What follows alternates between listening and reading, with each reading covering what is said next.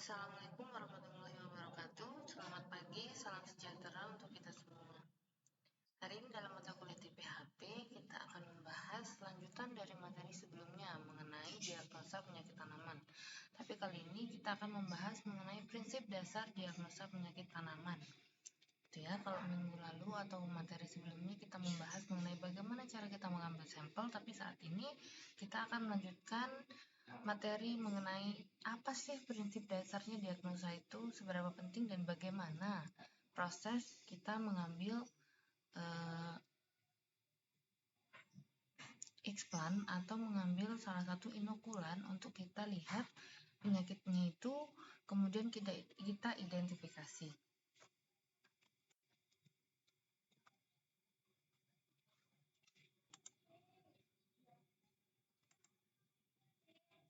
Pentingnya diagnosa penyakit. Kita recall kembali atau kita ulas kembali apa sebenarnya deskripsi atau pengertian dari penyakit tanaman. Penyakit tanaman adalah penyimpangan yang terjadi pada morfologi atau fisiologi tanaman yang disebabkan oleh organisme pengganggu tanaman atau disebabkan oleh patogen. Semua jenis penyakit tanaman itu disebabkan oleh patogen, baik itu dari virus, kemudian fungi atau jamur atau kapang atau cendawan, atau disebabkan oleh bakteri, kemudian ada nematoda, ada tumbuhan benalu seperti itu ya, tumbuhan tingkat tinggi. Nah, itu semua disebut patogen, seperti yang sudah kita bahas pada minggu-minggu sebelumnya. Ada juga penyakit yang disebabkan oleh faktor abiotik seperti tanah, kemudian udara, air, dan lain sebagainya gitu kan. Tapi lebih kepada defisiensi penyebutannya gitu, bukan kepada patogen kalau faktor abiotik. Kalau faktor biotik disebutnya patogen. Nah, penyimpangan-penyimpangan yang terjadi pada tanaman ini disebabkan oleh patogen dan menyebabkan penurunan produksi.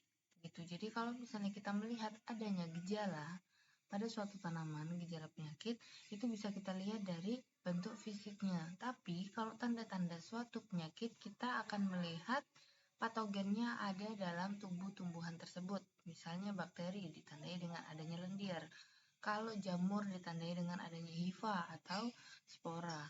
Kalau misalnya jamur atau cendawan itu biasanya juga ada bagian tubuh tumbuhan atau bagian tubuh patogen yang sudah ada atau berkembang di dalam tubuh tanaman yang diserang. Misalnya jamur Ganoderma, dia akan tampak atau muncul di bagian tanaman yang dia serang, gitu ya. Selanjutnya, bagaimana sih atau seberapa pentingnya sih diagnosa penyakit itu bagi kita orang pertanian dan mengamati suatu jenis penyakit? Tujuannya adalah untuk mengetahui identitas patogen penyebab penyakit yang dapat mencegah meluasnya serangan dan meminimalisir risiko kehilangan hasil yang lebih parah. Biasanya kita akan melihat salah satu atau sedikit dari penyakit yang menyerang, tapi kalau nggak langsung dikendalikan, itu bisa sampai pada ambang batas ekonomi. Nah, kemarin minggu lalu sudah dibahas, sudah saya sampaikan juga, ada beberapa jenis penyakit atau tanaman yang terserang penyakit tidak perlu dikendalikan dulu atau belum dilakukan pengendalian jika belum masuk ambang ekonomi, begitu. Karena bisa jadi tanaman itu punya daya tahan terhadap penyakit. Ada proses atau suatu usaha dari tanaman itu untuk melawan patogen sebagai penyebab penyakit, sehingga yang kita bisa lakukan adalah membantu tanaman untuk mempunyai daya tahan yang lebih tinggi. Misalnya kita tambahkan pupuk K misalnya untuk memperkuat batang atau mencegah tanaman itu berpenyakit, meningkatkan kesehatan tanaman. Kemudian kita jaga faktor abiotiknya agar tanaman tersebut lebih nyaman dan bukan faktor abiotik untuk memperbanyak pertumbuhan dari si penyakit tersebut. Selanjutnya, apa sih pentingnya diagnosis penyakit? Nah, kita lihat dari 3 gambar ini, dari mulai yang pertama, ini tanaman masih terlihat sehat. Daunnya masih hijau, lebar, tidak ada tanda-tanda penyakit atau gejala-gejala penyakit. Nah, kemudian yang kedua kita lihat dia mulai mengkeriting daunnya. Untuk gambar yang kedua. Yang ketiga dia sudah keriting dan kuning pada pucuk-pucuk tanaman, dan ini sering sekali menyerang tanaman cabai.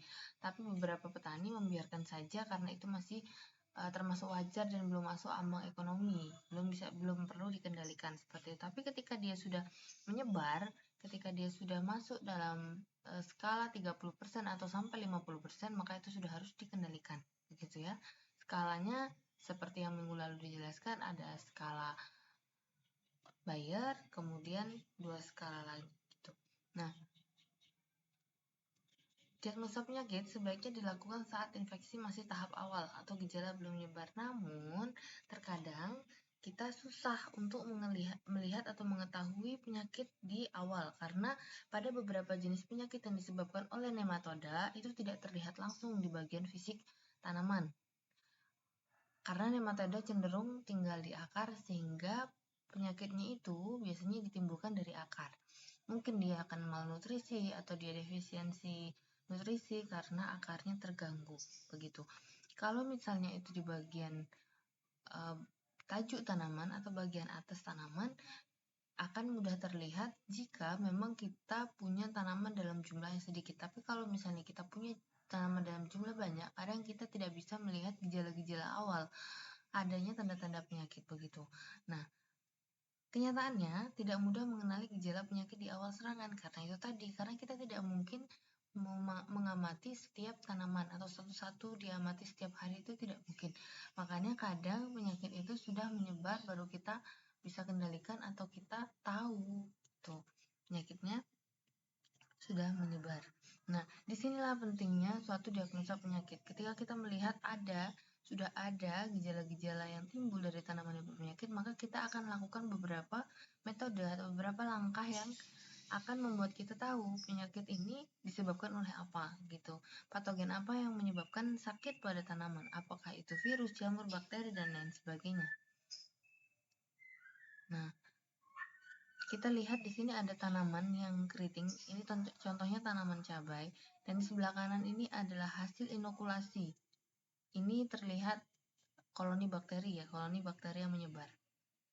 Koloni bakteri ditandai dengan adanya lendir pada bagian koloninya, begitu. Di setiap koloni itu ada lendir bening biasanya atau putih, begitu. Nah, itu adalah ciri-ciri dari bakteri. Sementara kalau untuk jamur, yang perlu diingat adalah dia ada hifanya atau ada sporanya di bagian atasnya, ya, nggak berlendir kalau si jamur.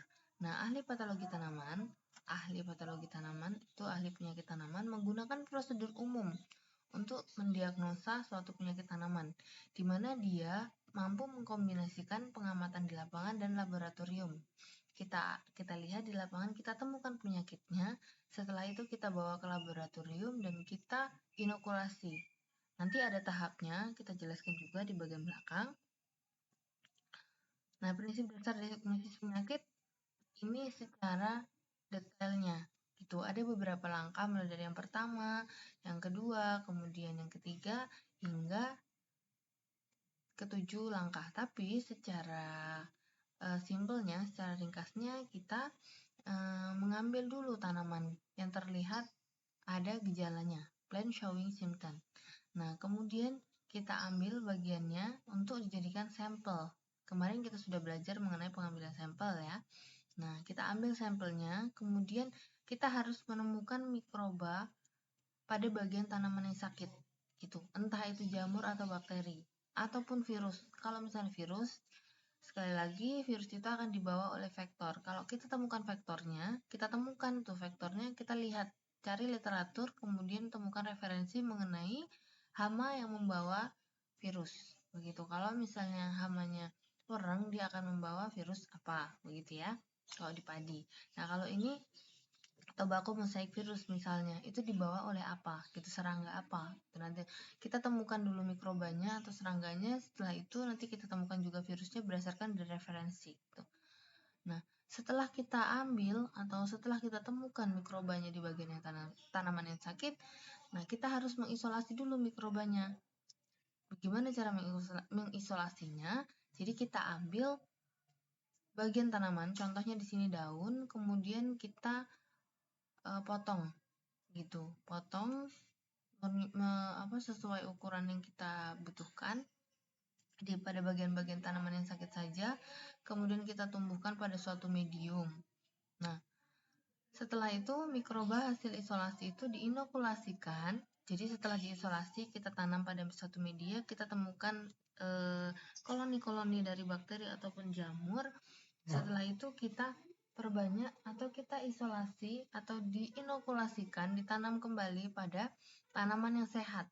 Begitu. Jadi dari hasil isolasi tadi kita inokulasikan. Inokulasikan ini bisa dengan cara disuntikkan atau kita semprotkan pada bagian tanaman yang sehat. Kalau tanaman yang sehat itu menghasilkan gejala yang sama, tandanya penyakit tersebut sudah masuk ke dalam tanaman. Tapi jika tidak dihasilkan tanaman yang sakit, maka inokulasinya tersebut gagal. Bisa dikatakan gagal seperti itu ya. Nah, dari hasil ini kita akan lihat mikroba yang harus diisolasi ulang dari gejala yang muncul pada tanaman yang diinokulasi tadi.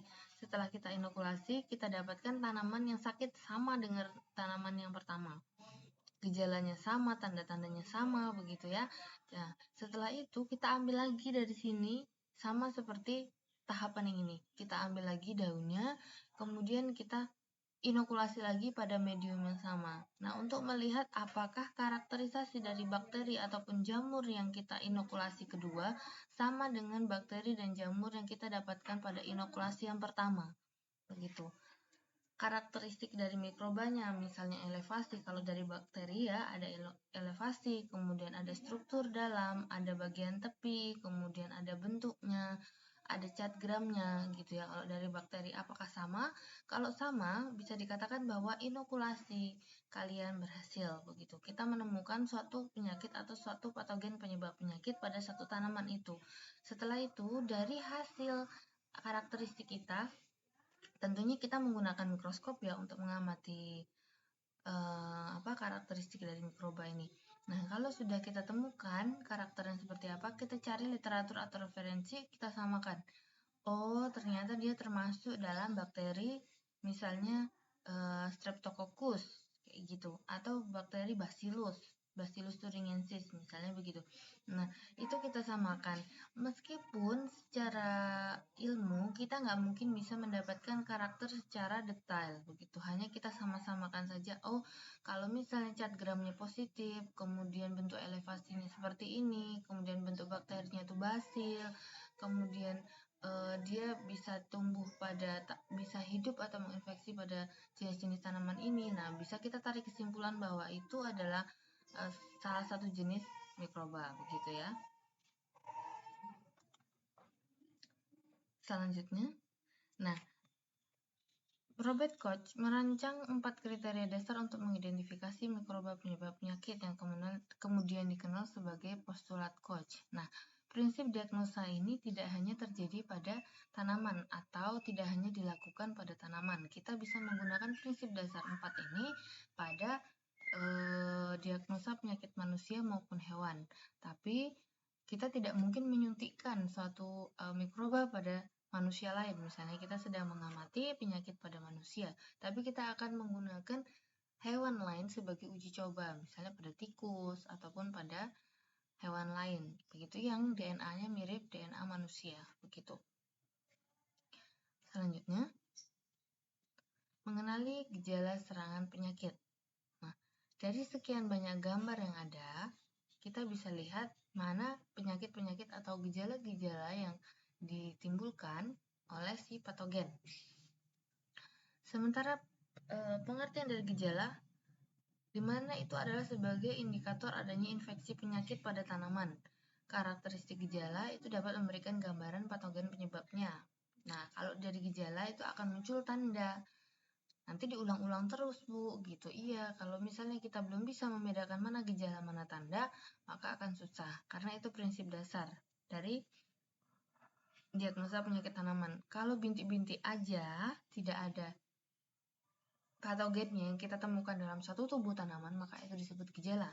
Tapi kalau misalnya kita temukan patogennya di dalam tubuh tumbuhan atau di luar secara makroskopis, bukan secara mikroskopis, maka itu bisa disebut dengan tanda-tanda, begitu ya.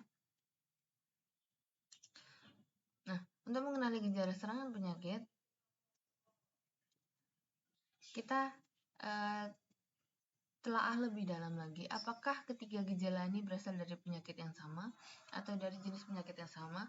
Meskipun terlihat secara makroskopis, secara fisik kita lihat mereka mirip, semuanya ditandai dengan bercak begitu ya. Nah, apakah penyebabnya itu sama?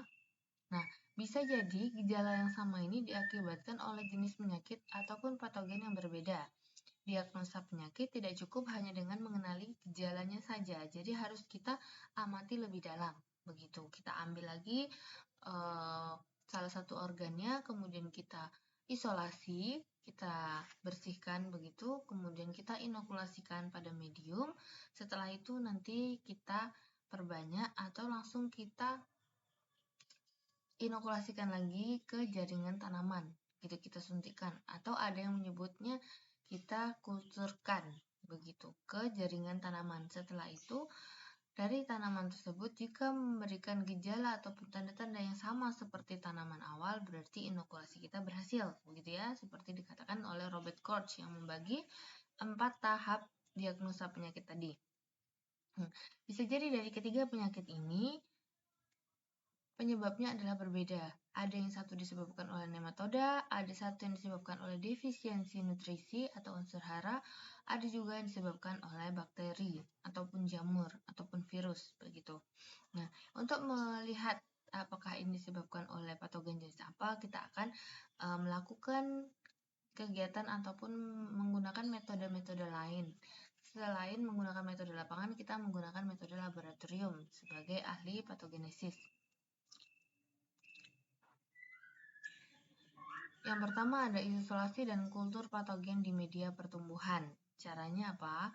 Caranya kita ambil sampel dari satu organ tanaman, kemudian kita masukkan ke dalam botol sampel.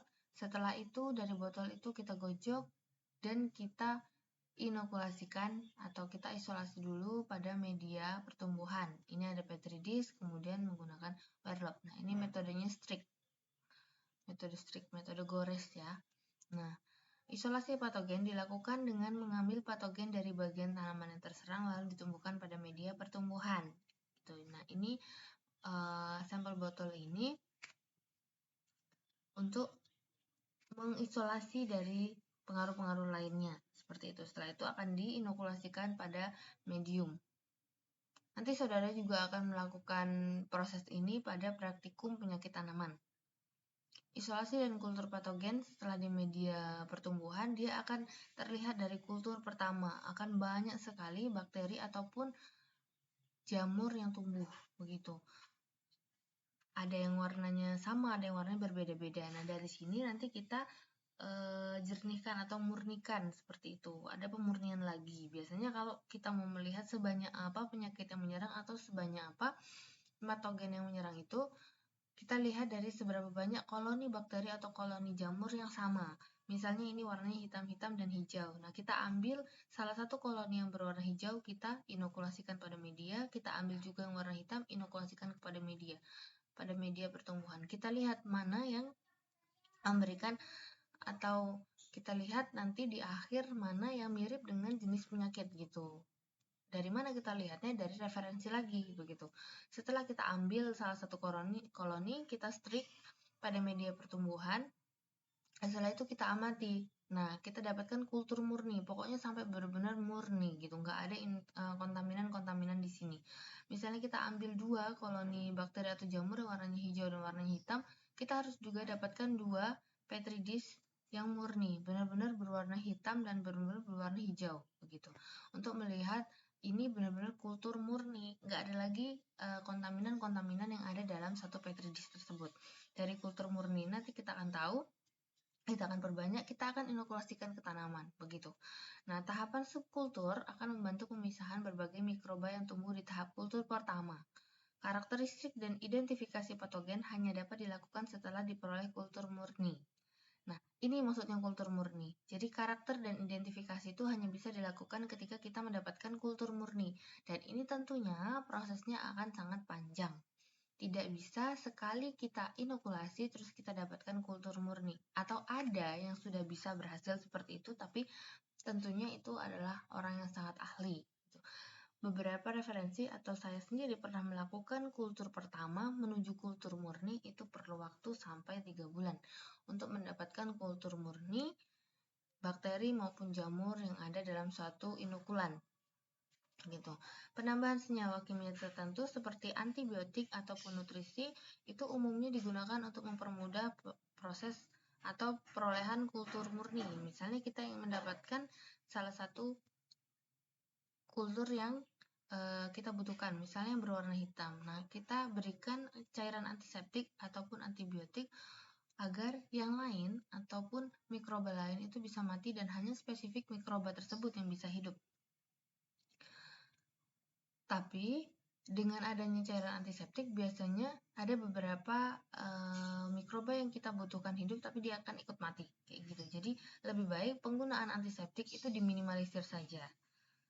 Kalau misalnya kita ingin spesifik mendapatkan satu mikroba kultur murni kayak gitu, misalnya kita sudah tahu bahwa yang hidup dalam penyakit ini adalah Streptococcus, maka kita akan spesifik mengetahui bahwa kita menggunakan jenis antiseptik yang membunuh semua patogen kecuali si Streptococcus. Tapi kalau misalnya kita nggak ngerti, kita nggak tahu apa yang tumbuh dalam kultur pertama, gitu. Nah, itu cairan antiseptiknya mending nggak usah digunain.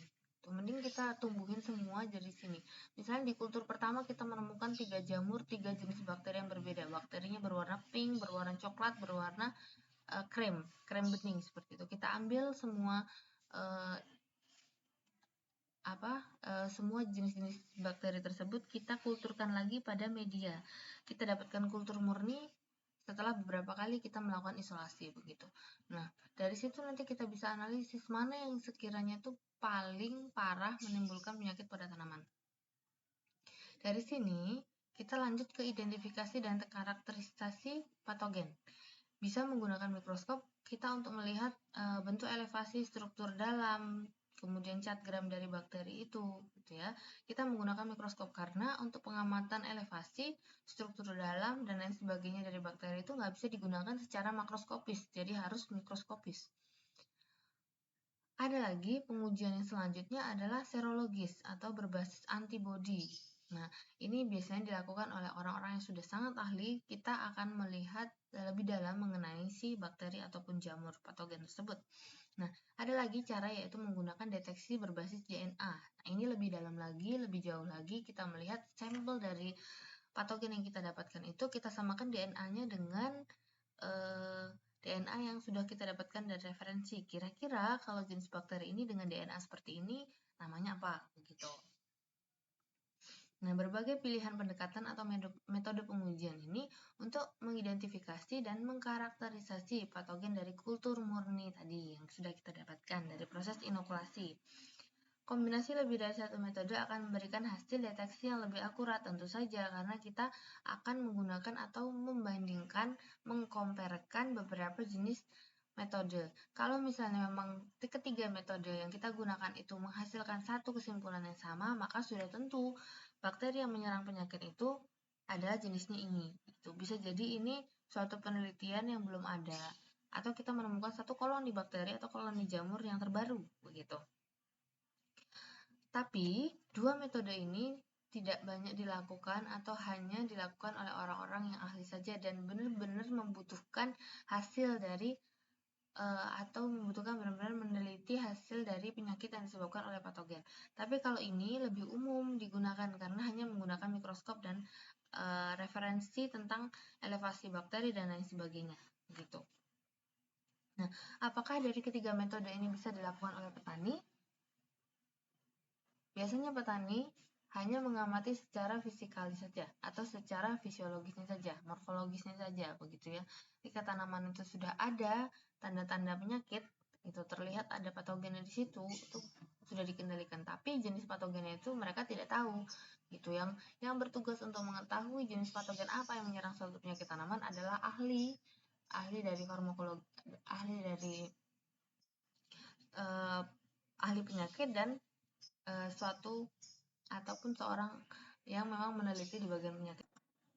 Orang-orang patologi akan mengamati menggunakan mikroskop, kemudian serologis maupun deteksi berbasis DNA. Nah, ini adalah suatu tahapan akhir, yaitu berupa verifikasi, di mana kita lihat infeksi dan isolasi yang kita dapatkan dari hasil yang sudah kita inokulasikan pada tanaman. Seperti yang disampaikan oleh Robert Koch tadi, ada 4 tahapan yang harus kita lakukan ketika kita meneliti suatu penyakit tanaman. Ada tanaman yang terserang, kemudian kita ambil salah satu organnya, kita inokulasikan atau kita isolasi dulu, kemudian dari suatu media pertumbuhan, kemudian kita isolasikan lagi, inokulasikan kepada tanaman yang sehat. Jika hasilnya itu sama seperti yang tanaman pertama, tanaman ini berpenyakit, berarti kita dapatkan hasil yang baik gitu. Tapi kalau misalnya sampai di tahap ini tanaman yang masih tetap sehat, berarti inokulasi kita pada tanaman yang sehat itu gagal. Diagnosa yang berhasil harus mampu memperlihatkan yang pertama, gejala yang dihasilkan dari reinfeksi. Kenapa dikatakan reinfeksi? Karena ini infeksi yang kedua kita buat. Kita ulang, terjadi pengulangan, maka dinamakan reinfeksi dari kultur murni. Atau gejala yang dihasilkan dari reinfeksi kultur murni sama dengan gejala yang ditemukan pertama kali. Gejala yang dihasilkan dari reinfeksi kultur murni sama dengan gejala yang pertama kali kita temukan. Nah, yang kedua, karakteristik patogen yang diisolasi pada tahap reinfeksi sama dengan karakteristik patogen yang diisolasi pertama kali. Karakternya kita lihat dalamnya. Kita lihat dari bakterinya, struktur dalam, elevasi, cat gram, tipe tepi dari bakteri itu gitu ya. Apakah sama? Kalau sama berarti kultur kita sudah murni, benar-benar sama. Tapi kalau misalnya itu berbeda, bisa jadi yang kita ambil dari kultur murni atau biakan murni itu adalah bakteri kontaminan yang memang secara fisik memiliki warna dan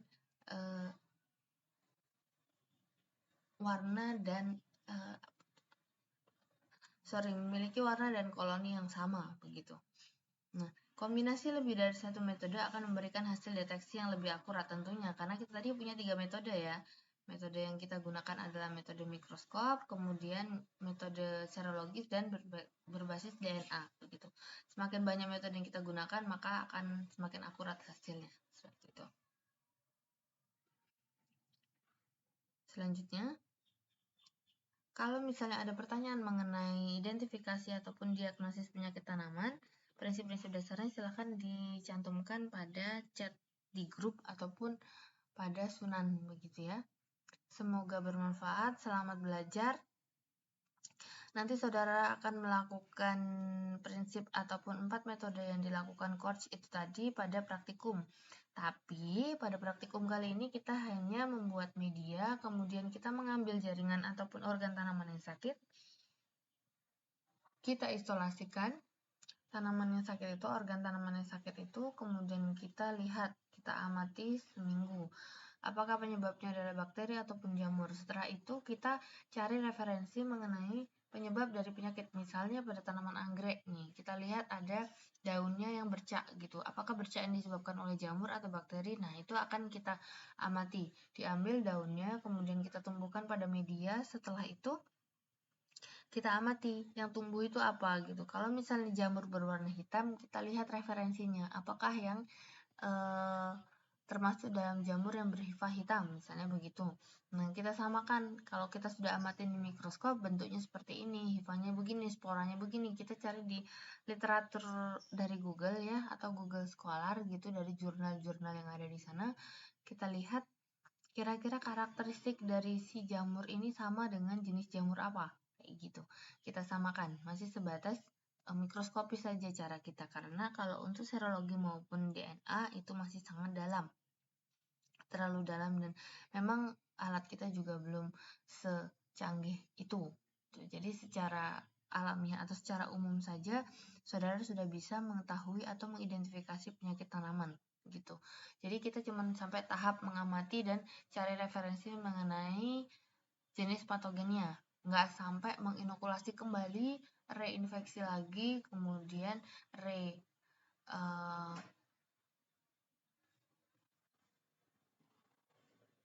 rekarakterisasi seperti itu. Jadi Jadi hanya sampai ke pengamatan aja, sampai ke tahap kedua, begitu ya. Selamat berlibur, selamat berlebaran, mohon maaf lahir dan batin. Kita ketemu lagi di minggu kedua gitu. Jadi